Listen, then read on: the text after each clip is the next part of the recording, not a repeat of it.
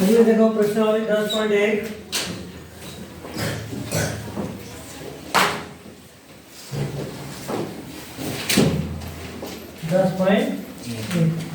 पहला सवाल देखो, किताब में देखो पहला सवाल क्या लिखा हुआ है। एक वृत्त की कितनी स्पर्श रेखाएं हो सकती है।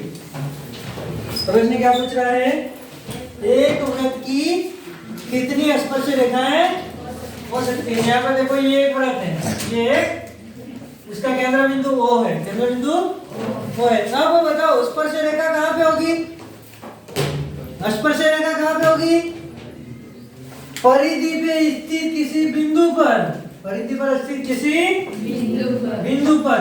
तो इस परिधि के ऊपर कितने बिंदु हैं, बहुत सारे। कितने बिंदु हैं, जिनकी गिनती नहीं की जा सकती।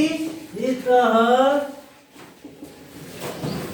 परिधि पर अनंत बिंदु होते हैं, परिधि पर अनंत बिंदु होते हैं। यानी कि अनंत का मतलब जिसको गिन नहीं सकते बिंदु होते,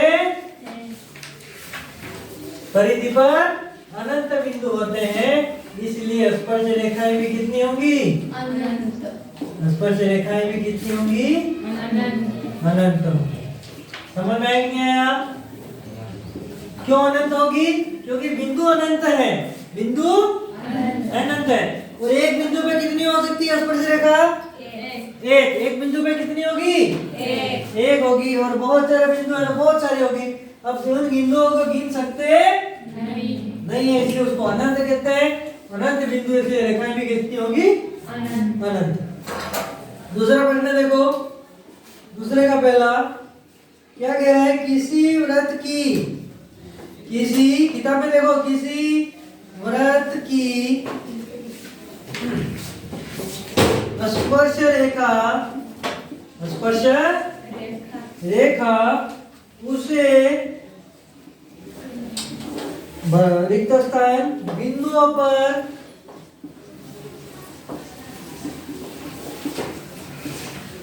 प्रतिच्छेद करती है, प्रतिच्छेद करती है। अब बताओ वृत्त की स्पर्श रेखा उसे कितने बिंदुओं पर प्रतिच्छेद करती है, कितना बिंदु प्रतिच्छेद करती है।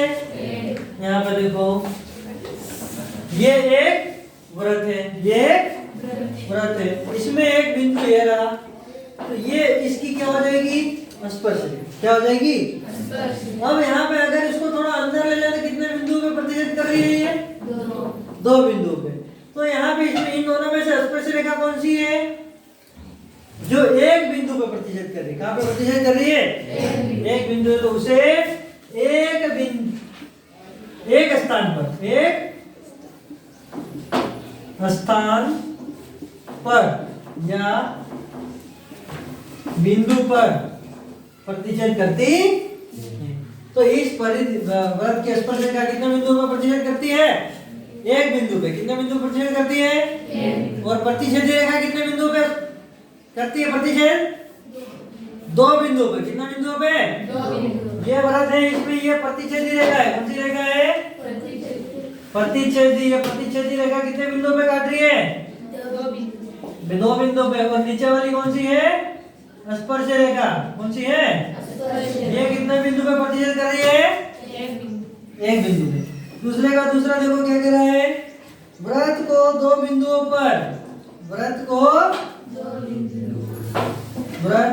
दो बिंदुओं पर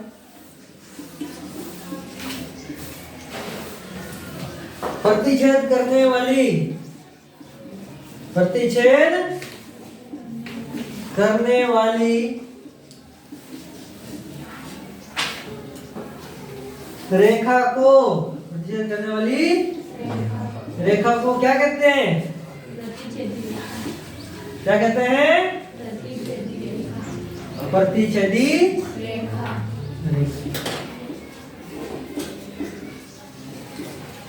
तीसरा देखो, दूसरे का तीसरा क्या कह रहा है, एक वृत्त की, एक वृत्त की खाली जगह समांतर स्पर्श रेखा, स्पर्श रेखाएं हो सकती हैं, हो सकती। अब देखो ये वाला सवाल देखो यहाँ पे, एक वृत्त की खाली स्थान समांतर स्पर्श रेखा हो सकती है, कितनी हो सकती है? समांतर। यहाँ पे अपने पहले देखा, बाहर में देखो ये जो वृत्त है इसके अंदर कितने बिंदु हैं? अनंत। स्पर्श रेखा भी कितनी है? अनंत। लेकिन अब यहाँ पे नया कंडीशन आ गई, नई परिस्थिति आ गई कि समांतर स्पर्श रेखा। कैसी स्पर्श रेखा? समांतर। समांतर का मतलब एक बिंदु इस तरफ, दूसरा बिंदु इस तरफ। और वो दोनों कैसा होना चाहिए? एक सी। कैसा होना चाहिए? एक सी। और वो आगे जाके कहीं कटनी चाहिए नहीं, कटनी चाहिए नहीं।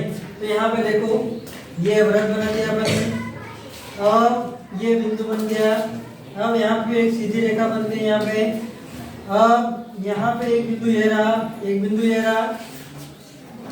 ये स्पर्श रेखा खींची, ये स्पर्श रेखा खींची, ये दूसरी स्पर्श रेखा खींची, खींची कि नहीं खींची? अब इसके अलावा दूसरी और कोई रेखा खींच सकते हैं जो कि इसके समांतर हो? खींच सकते हैं?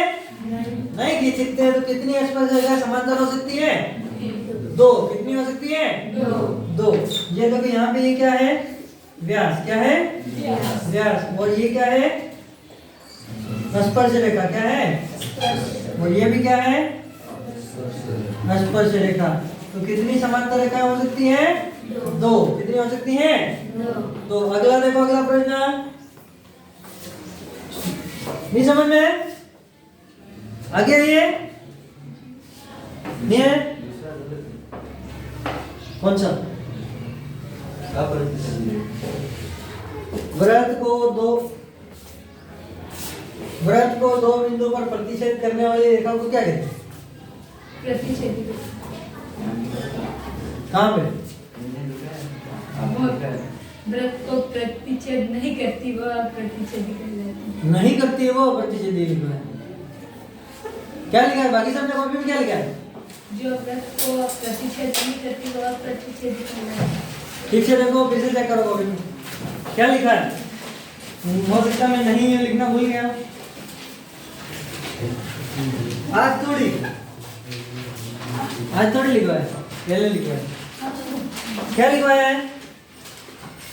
प्रतिच्छेदी रेखा जो वृत्त को प्रतिच्छेद नहीं करती, जो वृत्त को प्रतिच्छेद नहीं करती है। ठीक से करो, उसको क्लियर करो। नहीं है लिखो वहां पे, मैंने भी वही लिखा है तो है ही नहीं। तो फिर क्या लिखा है? क्या लिखा है? बस जने गलत लिखा है ना। यहाँ पे देखो, अब चौथा सवाल इसका। चौथा सवाल क्या कह रहा है? दूसरे का जो था वृत्त तथा उसकी स्पर्श रेखा के उभयनिष्ठ बिंदु, वृत्त और